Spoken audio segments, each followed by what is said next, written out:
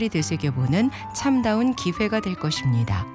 동참 문의는 02705-5333 또는 만공회 1855-3000번입니다.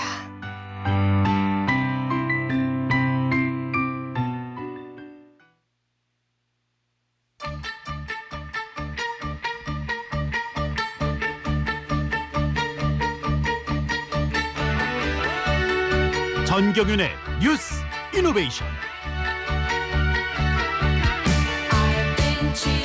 여러분 안녕하십니까? 6월 28일 금요일 전경윤의 뉴스 이노베이션입니다. 오늘도 많은 뉴스들이 들어와 있습니다.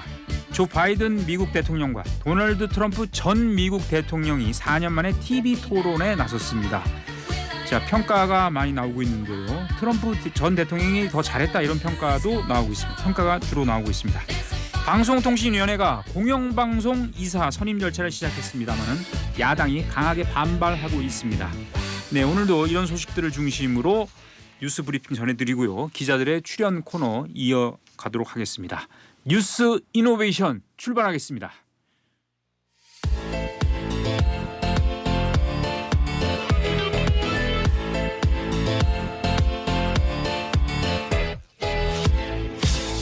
네, 전영신 기자와 함께 뉴스 브리핑을 진행하겠습니다. 전영신 기자. 네. 자, 제가 앞서 말씀드렸습니다만 바이든 미국 대통령과 또 전 대통령이죠. 트럼프 전 대통령. 대선은 11월인데 오늘 TV 토론을 4년 만에 했습니까? 예, 4년 전 대선 때 하고 이제 이번 대선에 있어서는 첫 TV 토론이었습니다. 조지아주 애틀랜타의 CNN 스튜디오에서 예정대로 1시간 반 진행이 됐고요. 네. TV 토론 시작에 앞서서 이제 두 전현직 대통령이 어떤 모습을 보여줄지 등장 모습부터 관심을 모았잖아요. 그렇죠. 뭐 비틀거리지 않을지 뭐 그런 걱정이 있어요. 네, 뭐 네. 건강히 걸어 들어왔습니다. 근데 악수를 하지 않더라고요. 예. 장외 신경전이 치열한 상황을 반영을 하는 게 아닌가 이렇게 분석이 됐고요. 네.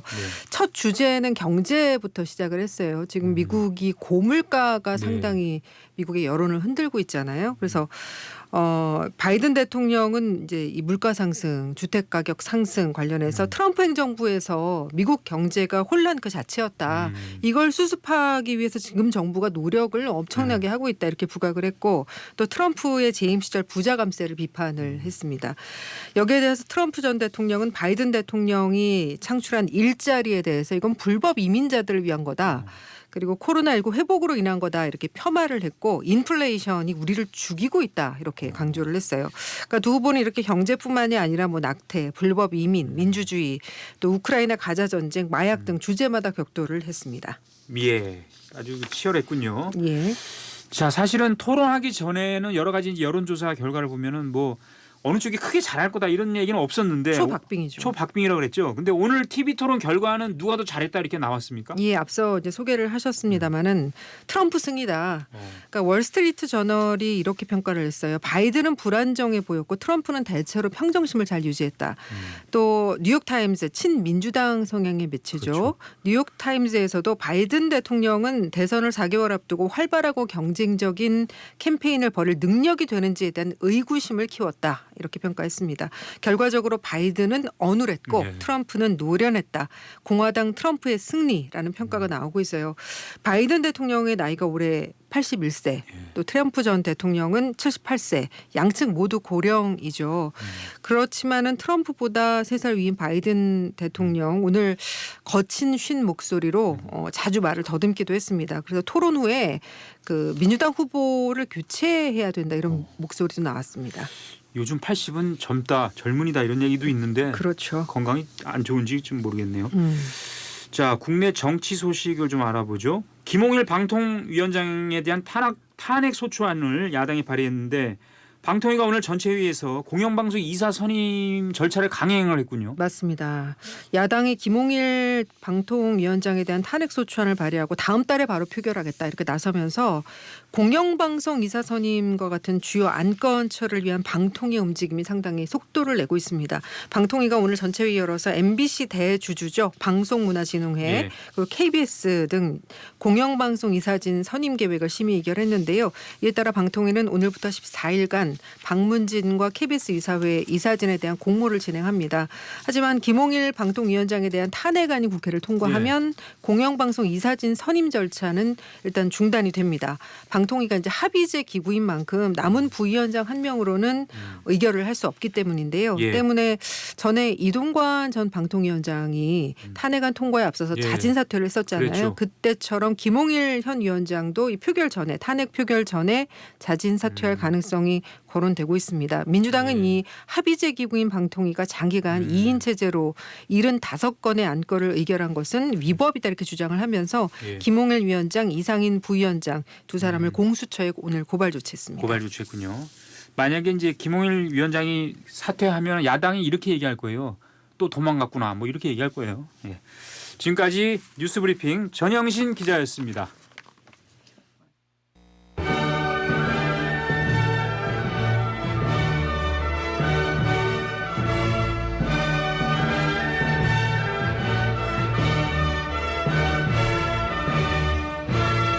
네, 뉴스 이노베이션 수도권 술라군입니다. 이 예전에 성 주변을 순찰하던 군대, 네. 뭐 이런 병사, 이 술라군이죠. 네. 자, 지난주에 전통사찰 얘기를 했는데 박관호 기자와 함께하겠습니다. 오늘도 이 전통사찰 얘기 같은데 오늘도 단독 보도입니까? 네, 그렇습니다. 예, 제가 살펴봤는데요. 그 기 보도된 내용이 없는 것으로 제가 알고 있습니다. 예, 그렇습니까? 근데 전통사찰의 그 무허가 건축물이 양성화되는 길이 열렸다 이 얘기인데요. 네. 그동안 저도 들었습니다만 전통사찰의 정각들이 이게 지목이라고 있잖아요. 그 네. 토지 그 이름. 그렇습니다. 뭐 밭, 전, 예, 답, 예. 뭐 임야, 학교용지, 공장용지 등이 지목이 예, 있죠. 그래서 이제 불법 건축물로 간주돼 가지고 무허가다 이래 가지고 많은 이제 제재를 받았는데 그동안 곡절이 많았다는 얘기인데 이제 그게 어떻게 바뀐다는 얘기인가요? 결론부터 예, 말씀드리면은 예. 문제 논란이 일단은 해소가 됐습니다. 2월 13일 그러니까 넉 달 보름 전인데요. 설 연휴 직후 바로 첫날 전통 국회에서 네. 전통사찰 내 건축물 사용 승인에 대한 특례 조항이 통과가 됐습니다. 전통사찰 보존법인데요. 예. 골자는 전통사찰 내의 무허가 건축물 상태를 모두 양성하겠다는 그 취지를 담고 있고요. 네. 구체적으로 보면은 전통사찰 내에 허가를 받지 않거나 또는 네. 신고를 하지 않고 건축을 하거나 네. 또는 건축물 구조 또 네. 외부 형태를 변조한 대수선이라고 하는데 건축물 등이 대상이고요.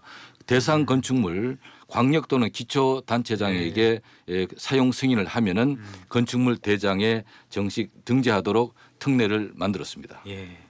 그동안 이제 불법 건축물이다 해가지고 뭐 이제 과태료도 받고 막 이랬는데 그렇습니다.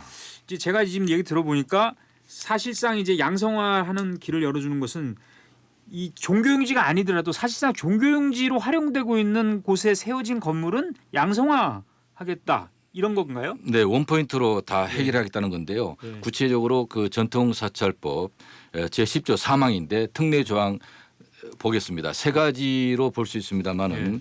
하나는 사실상 종교 용지로 활용되고 있는 토지에 세워진 건축물. 두 번째는 전통 사찰 또는 전통 사찰이 속한 단체 소유로 돼 있는 토지에 건립된 건축물. 여기에는 사용 승낙을 받은 타인 소유의 토지도 포함이 되고요. 다만 지난해 4월 24일 이전에 사실상 완공된 건축물의 하나입니다. 그러니까 14개월 전 그 이전에 사실상 건축행위 완공된 건축물의 하나고 그 이후에 지어진 건축물은 이번 특례 조항에서 적용 대상에서 배제가 됩니다. 예. 시행 시기는 내년 2025년 2월 14일부터인데요. 앞으로 7개월 보름 남았습니다. 네. 2028년 2월 13일까지 3년간 한시적인데 다시 말씀드리면은 내년 2025년 2월 14일부터 2028년 2월 13일까지 3년간 전통 사찰 내 건축물 모두 양성화되는 절차를 밟게 된다고 볼 수가 있습니다. 네, 당장은 아니군요. 그동안 이제 농지라든지 산지, 임야 이런 곳에 세워진 전통 사찰 건축물은 건축물로 등재가 안 됐다는 얘기잖아요. 그렇습니다. 근데 이제 만약에 이걸 이제 양성화 해준다면은 전통 사찰 내 건축물 현황과 실태를 우선 정확하게 파악하는 일이 우선 돼야 되겠군요. 그렇습니다. 기초 자료가 되는데요. 현재 그 문체부 또 조계종 총무원 함께 전국 단위로 전수조사를 벌이고 있고 내년 방금 말씀드렸습니다마는 2월 14일부터 특례조항이 시행되는데 예. 현황을 파악하기 위한 것이고 또 언급한 것 같이 특례조항 시행일까지 앞으로 7개월 보름 정도 남았는데 예. 그 전통사찰과 문체부 간의 긴밀한 협의 또 그 전통사찰이 소재한 기초 또는 광역자치단체와의 긴밀한 소통과 협의 역시 중요하고요. 건축물 현장 확인 또 토지 건물 등기부 등의 확인 절차를 진행하면서 예. 올해 안으로 전통사찰 내 건축물 현황에 대한 파악이 되면은 앞으로 전통사찰에 대한 행정적 재정적 지원을 하는데 기초 자료로 활용될 것으로 기대가 되고 있습니다. 네. 자, 그러면 이제 앞으로 좀 거슬러 올라가 보죠. 왜 그러면은 이런 문제가 그동안 있었습니까? 이 무허가 문제.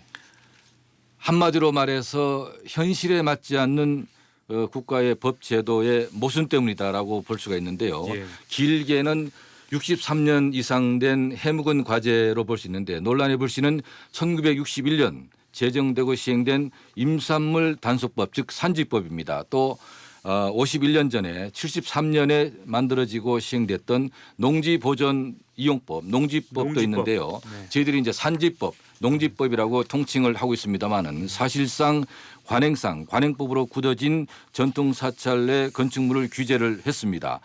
불이익 입법 금지 또는 입법 과잉 등의 논란을 떠나서 이미 지난 일입니다마는 말 그대로 어처구니 없는 일이 벌어졌고요. 네. 60년대 또 70년대에 당초 산지법, 농지법을 제정할 때 전통 사찰에 대한 역사적, 문화적 가치에 대한 인식이 부족했다. 이런 평가가 지금도 나오는 이유입니다. 예.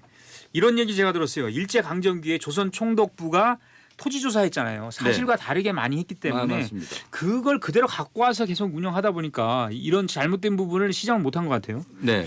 근데 어쩌다가 사실은 이제 전통사찰은 신행 활동 공간인데 그러니까 제가 얘기한 이런 부분도 있지 않을까 싶은데요. 없지 않아 배제할 네. 수가 없는 상황인데요. 그 제가 농지법, 산지법 대략을 봤더니 당초 산지법은 산지만 보고 있고 농지법은 농지만 보고 있습니다. 다만 산지와 농지 안에 있는 토지의 각 그 지목 상태를 보고서 입법을 해야 되는데 그것이 아쉽다는 생각이 들고요. 다만 이제 법과 제도가 아시다시피 사후적 또는 그 후행적 성격 을 갖고 있기 때문에 그 전통사찰 내 미신고 또는 무허가 오류 상태의 함정에 빠진 것이다 이렇게 볼 수가 있고요. 네. 대부분의 국립공원 또는 도립공원, 시립공원의 사찰, 산림, 숲에 위치해 있는데 법과 제도 간에 또 전통사찰 간의 소통과 협력, 질탁동기가 아쉽다 이렇게 또 한때는 매우 절실했다 이렇게 볼 수가 있습니다. 제가 만나본 스님들이 이런 얘기하더라고요. 이게 농지법, 산지법 이런 법들이 많다 보니까 이중 삼중으로 전통사찰을 규제하고 있다 여전히. 대표적으로 그린벨트법, 개발제한법이 있고요. 자연공업법들도 그 특히 중첩되는 규제를 하고 있습니다. 오히려 전통사찰이 가지는 민족문화 또 전통문화를 계승한다는 헌법적 가치도 포함되어 있는 건데 문화재적 가치뿐만 아니라 전통사찰의 그 가치를 사찰을 보면 말 그대로 조석으로 예불을 올리는 살아있는 생명체라고 비유할 수가 있는데요. 예. 향후에는 그 법제도를 현실화 또는 전향적으로 검토를 할 필요가 있다 이렇게 볼 수가 있습니다. 예, 지금 이제 시간이 다 돼서 이제 끝으로 말이죠. 통도사나 봉선사 같은 경우가 이 전통 사찰 무허가 건물 문제를 양성화하는 어떤 모범 사례라고요? 그렇습니다. 그 대표적으로 봉선사 사례를 볼 수 있는데요. 예. 문제가 발생했을 때 남양주시청 담당 공무원이 적극 행정을 해서 그 당시에 문제를 풀었고 동시에 그 당시에 20여 개 사찰이 문제를 같이 풀었다고 얘기를 하고 있고요. 예. 지난해 말에 관련법이 통과되는 과정에서 민주당의 김윤덕 의원 최근에 3일 전에 총무원장 상을 받고 상을 받았어요. 하셨는데요. 네. 그리고 이제 당시에 지금은 21대 국회 상황입니다만은 국민의힘의 이용호 의원 두 분이 여야 간사 입장에서 이 법 통과에 적극적인 기여를 한 것으로 알려지고 있습니다. 예, 그렇군요. 어쨌든 이제 이 공무원들도 이런 거를 잘 숙지해서 그죠? 제도 시행할 때 좀 힘을 써야 된다 이런 생각이 들고요. 그렇습니다. 네, 법문안보다는 법의 제정 취지를 봐야 된다는 거죠. 알겠습니다. 오늘 여기까지 하죠. 예, 박관우 기자였습니다. 네, 감사합니다. 라디오 뉴스를 양방향 영상 토크로 정경윤의 뉴스 이노베이션. 이 시간 진행의 정경윤 기획보도대응팀장입니다.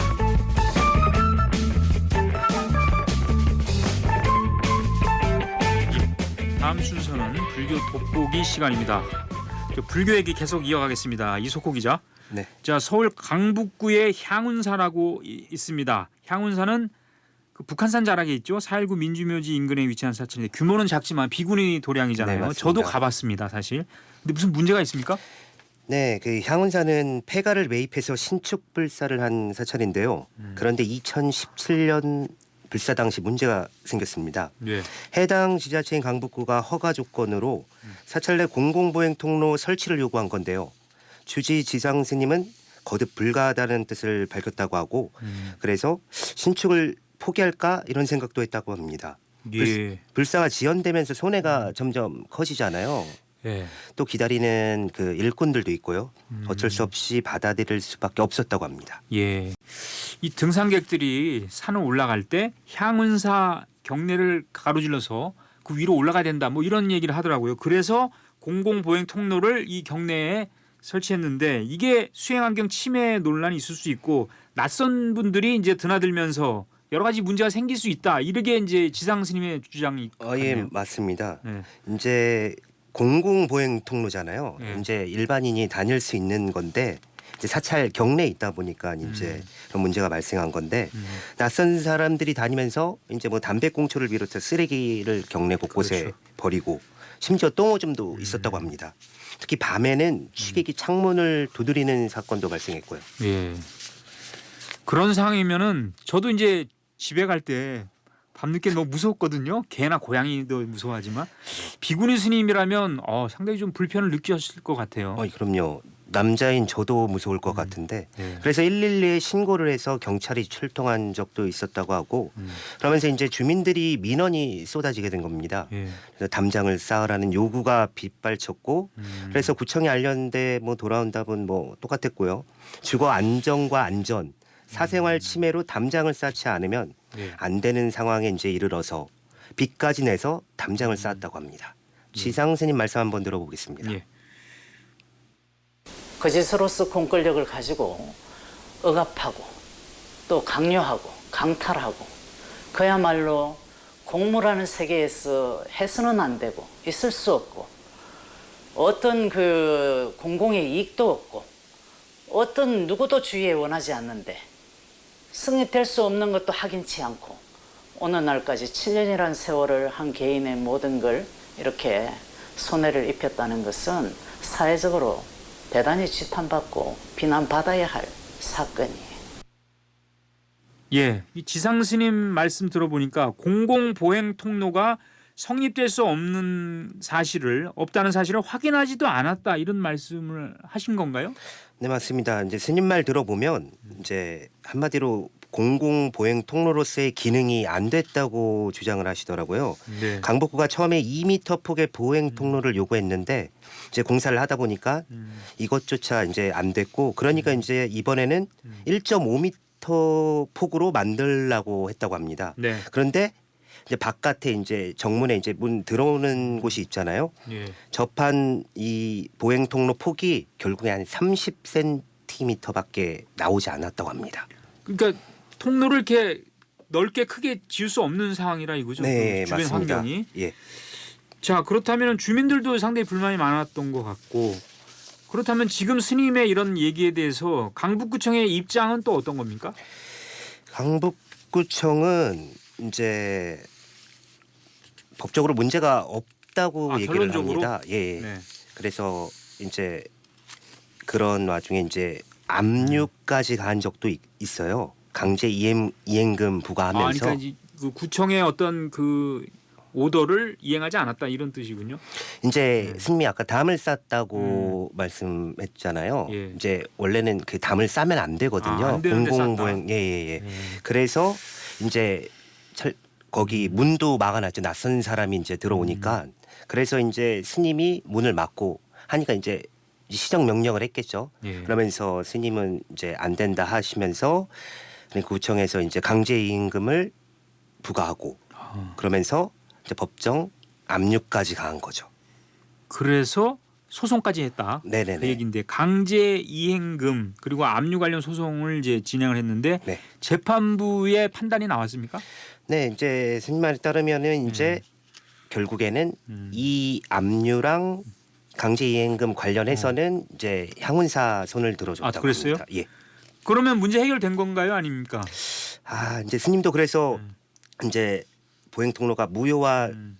처리가 되겠지 하고 생각을 했다고 하는데 예. 아니었습니다. 이제 건축과는 압류를 풀었으니까 우리 과가 할 거는 다 했다. 음. 도시계획과에 가서 말해라. 도시계획과는 또 우리가 한 게 아니니까 그러면서 서로 이제 책임을 피했다고 합니다. 스님 말씀 한번 들어보시죠. 예. 그래서 내가 재판을 자기들 원대로 해줬잖아. 그래서 내가 그 거짓말이니까 이겼잖아.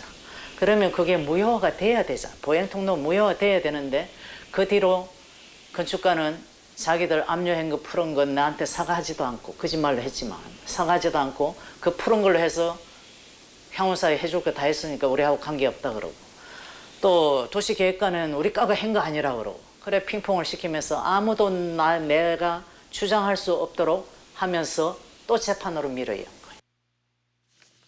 네, 이제 좀 결론을 좀 내려보죠. 강북구청의 입장은 뭔지 또 이런 스님 얘기에 대해서 또 주민들도 지금 여러 가지 반응이 있는 것 같은데 좀 정리 좀 해주시죠. 네, 이제 강북구청의 입장을 듣기 위해서 담당자랑 통화를 했습니다. 예. 이제 담당자는 이제 담당자가 요청을 해서 서면으로 답을 받았고요. 이제 강북구는 당연히 문제가 없다고 하죠. 법적으로도 문제 없고 또 건축허가 당시에 조건부로 의결로 결정이 된 거다. 향운사도 이를 수용한 사항이라고 말했습니다. 네. 또 향운사 측에서 제기한 고시 등 무효 확인 청구에서에서 강북구가 승소했다고 하고요. 예. 주민들이 원하지 않았다 이런 얘기도 있어요. 이 통행로에 대해서. 네, 맞습니다. 등산객은 원했을 수도 있지만 어쨌든 등산객보다 약숨을 들어가는 그런 분들이 뭐 종종 있었다고 예, 합니다. 글로 지나면 거의. 빠르다 뭐 이런 얘기도 있었다 하지만 어쨌든 자, 이 사찰 입장에서는 굉장히 고통스러운 일입니다. 빨리 합의점을 찾길 바라고요.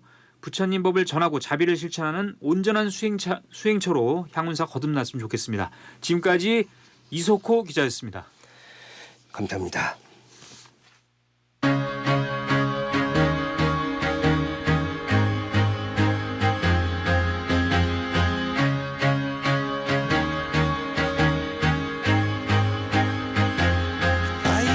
예. 자, 다음 순서는 경제 포커스 시간입니다.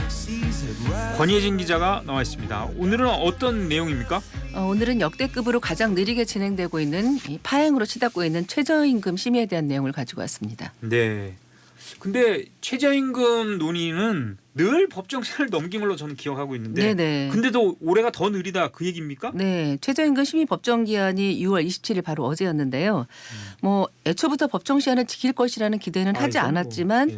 진행 속도가 예년보다 너무나 느리게 가고 있습니다. 지난해가 7월 19일까지 이제 최저임금 심의가 이어져서 역대 최장 심의를 이어갔는데 예. 올해는 더 느려질 것으로 이렇게 생각이 되고 있습니다. 어제 오후까지 논의된 사안은 업종별 구분 적용 여부인데요. 이 최저임금 업종별 구분 적용을 강하게 요구하는 사용자 측, 예. 즉 경영계 측이 구체적인 안을 제시한 상태에서 끝났습니다. 업종에 따라 최저임금 기준 달리해야 된다 그런 주장인데 네네.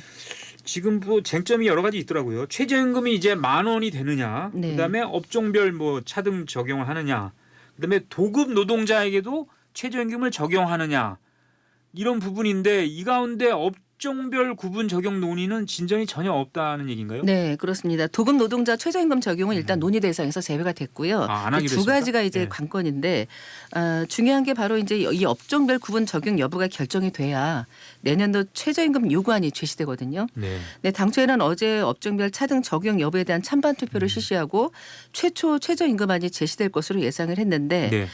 구분 적용이 필요한 업종만 제시된 채 끝나버렸습니다.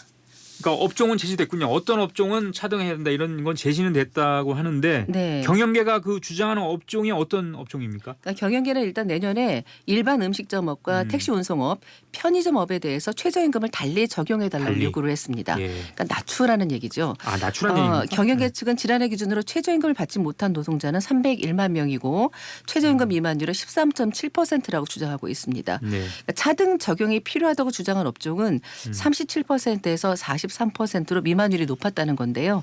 어차피 일률적인 적용을 해도 최저임금을 못 주니까 구분 적용하자 뭐 이런 논리인 것 같습니다. 자, 근데 노동계는 당연히 반대한다는 얘기인데 네. 양치 신경전이 팽팽한데 노동계가 반대하는 이유도 참 궁금하네요. 네.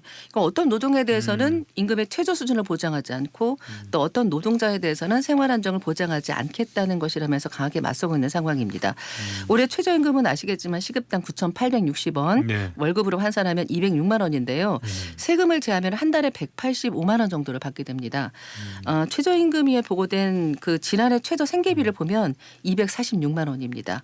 그러니까 지금의 최저임금은 최저 생계비에도 훨씬 못 미치는 그런 금액이죠. 네.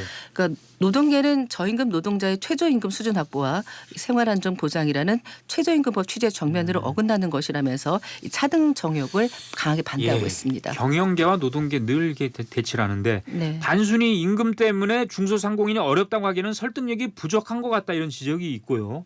차등 적용을 하면 낮은 임금을 주는 사업주도 불리한 면이 있지 않을까. 그런 네. 또 얘기도 있네요. 실제로 노동계는 그런 주장을 하고 있습니다. 그러니까 차등 적용으로 음식점이나 편의점 등에 상대적으로 낮은 최저임금을 적용하면 기피 업종이 돼서 구인난을 겪게 될 것이고 결국은 사양산업이 될 수 있다 이런 주장입니다. 그리고 또 생각해 볼 부분이 소상공인과 자영업자가 겪고 있는 경영난이 반드시 근로자 임금이 높아서일까 하는 부분에 대해서도 정확한 분석과 검토가 있어야 되지 않을까라는 생각이 드는데요. 일단은 임대료가 높고 또 프랜차이즈, 카드 수수료 그리고 자영업자가 너무나 많지 않습니까? 예. 이로 인한 과당 경쟁의 원인도 있을 텐데 이런 모든 부분을 근로자의 최저임금이 높아서 경영난을 겪고 있다라고 접근하는 것은 문제가 있지 않나라는 그런 지적이 많습니다. 예. 어쨌든 소상공인과 자영업자들의 경영난도 참 심각하기 때문에 네. 그것도 고려 물론 해야 되죠. 근데 매년 이렇게 업종별로 이게 차등 적용하자 이게 매년 진통을 겪는 요인이 되고 있는데 그 전에 어떤 전례나 근거가 있어서 그런 건가요? 최저임금 구분 적용은 최저임금법 4조 조항에 사업의 종류별로 구분해 적용할 수 있다는 규정에 근거를 두고 있습니다. 이 최저임금제가 시행된 게 1988년도인데요. 예. 이때 딱 한 번 적용된 적이 있습니다.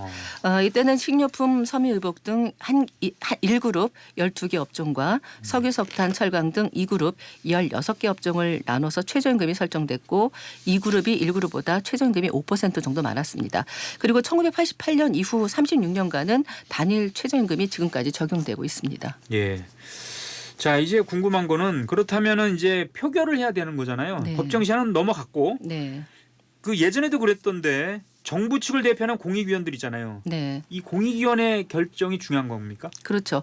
최근에 표결 결과를 보면은 매번 정부 측이 인선한 공익위원회에 의해서 판가름이 났습니다. 전체는 27명 그 위원들 가운데서 2021년에는 15명이 반대했고요. 2022년에는 16명이 반대, 지난해는 15명이 구분 적용에 반대하면서 무산이 됐는데 많이 반대했네. 예, 올해는 정부 측 입장이 예년과 다르게 가고 있어서 표결 결과를 예측하기는 어려운 상황입니다. 이정식 고용보호 장관은 여러 차례 최저임금 심의 개선을 언급하면서 구분 적용도 검토해 볼 필요가 있지 않느냐 이런 입장을 공식적으로 밝힌 적이 있습니다. 자, 표결 결과 어떻게 나오든 간에 어느 쪽으로 나오든 간에 이 진통은 상당히 좀 불가피할 것 같군요. 네. 그 노사 입장이 극명하게 엇갈리고 있는 상황에서 표결의 결과가 어떻게 나오든지 간에 한쪽의 반발이 불가피할 것 같습니다. 이미 양측이 장외투쟁을 벌이고 있는 상태고요. 아직 양측의 최저임금 최초 요구안도 제시되지 않은 상태입니다. 결론이 어떻게 나오든 최저임금 심의에 불참할 테고 이제 한쪽은요. 아예 안 나오는군요. 그렇죠. 나중에. 예. 이렇게 되면 또다시 파행으로 치달을 수밖에 없는 상황이 되는 거죠. 자, 그렇다면은 최저임금제가 있는 다른 나라 같은 경우 이거 어떻게 해결했습니까? 이런 문제를? 국제노동기구 ILO 회원국 중에 90%가 이제 최저임금제를 적용하고 있는데 이 가운데 53%는 단일 최저임금제, 나머지는 복수 최저임금제를 시행하고 있습니다. 경제협력개발기구 회원국 가운데 국가 최저임금제를 시행하고 있는 국가는 19개 국가고요. 국가 최저임금제를 기본으로 하면서 업종 지역별로 최저임금제를 시행하는 국가는 11개 국가. 예. 국가 최저 최저임금 없이 업종 지역별 최저임금제를 시행하는 국가는 9개 국가입니다. 그런데 이제 여기서 주목해야 될 부분은 예. 우리는 경영계 측에서 차등 적용을 주장하면서 더 깎자는 그런 하향식을 주장하고 있지 않습니까? 매년 그러고 있는데 예. 다른 나라들은 특정 업종에 대해서는 그러니까 잘 나가는 업종에 대해서는 임금을 더 주는 상향식을 채택을 하고 있습니다. 예. 그러니까 일본의 경우만 보더라도 특정 최저임금은 사업장 소재지 최저임금보다 높아야 한다고 아예 법에 명시가 돼 있습니다. 예. 자, 이 소모종 논란 때문에 상당히 지금 많은 분들이 참 걱정도 하고 불쾌해하고 있어요. 그러니까 네. 개선안이 좀 나와야 되지 않을까요? 일단은 이제 그 차등 적용 부분에 대한 논란을 없애기 위해서 법안이 계속 발의가 되고 있는데요. 21대 국회에서 구분 적용 규정을 삭제하는 법안이 발의된 상태였었고, 그리고 22대 국회에서 민주당 박해철 의원이 같은 내용의 법안을 발의한 상태인데 통과 여부는 장담할 수 없는 상황입니다. 예, 한 30초 남았는데 네. 이제 공익위원들이 늘 이제 최저임금 결정하는 단계로 갑니까? 네, 이번에도 7월 19일까지 이제 최저임금 심의가 마무리가 돼야 되는데 지금 상황에서는 이제 공익위원이 또 다시 캐스팅 보트의 역할을 할 수 있을 것 같습니다. 그러니까 공익위원이 제시한 요구안에 대해서 표결이 이루어져서 최저임금이 결정된다라고 보시면 될 것 같은데요. 예. 내년도 최저임금이 얼마나 될 것이냐라는 부분에 대해서 관심들이 있으실 것 같은데 그렇죠. 일단 상당 부분이 매년 조금씩 올랐던 전례와 물가 인상분을 감안하면은 아주 최소한의 인상폭이라고 하더라도 10,000원대는 진입하지 않을까 이런 전망이 우세하게 나오고 있습니다. 예, 10,000원대는 들어가는군요. 네. 지금까지 권예진 기자였습니다. 이지영 캐스터 날씨 전해 주십시오. 네, 내일부터 전국에 장맛비가 내리겠습니다. 비는 내일 새벽 제주도부터 시작되겠고 오전에 전남과 경남으로 확대되다가 밤에는 수도권을 포함한 전국에서 내리겠는데요. 대부분은 일요일 오후까지 이어지겠는데 내리는 양이 제주 산지에 많게는 200mm 이상, 수도권과 강원, 충청, 호남에는 최고 120mm, 영남에는 100mm 이상 등 전국적으로 많은 비가 예상됩니다. 내일 낮에는 제주도에 호우특보가 발효될 것으로 보이고요. 수도권에는 내일 밤부터 모레 새벽 사이에 강한 비가 집중되겠습니다. 비와 함께 강한 바람도 주의하셔야겠습니다. 내일 낮 기온은 서울 31도, 광주 26도, 대구는 29도가 예상됩니다. 전국에 내리는 장맛비는 내렸다 그치기를 반복하면서 다음 주 내내 길게 이어질 전망입니다. 지금 서울의 기온은 29도입니다. 기상청이었습니다. 터보로 새로워진 LPG 봉고. 디젤보다 더 강력해지고 국내 유일 1.2톤의 자동 변속기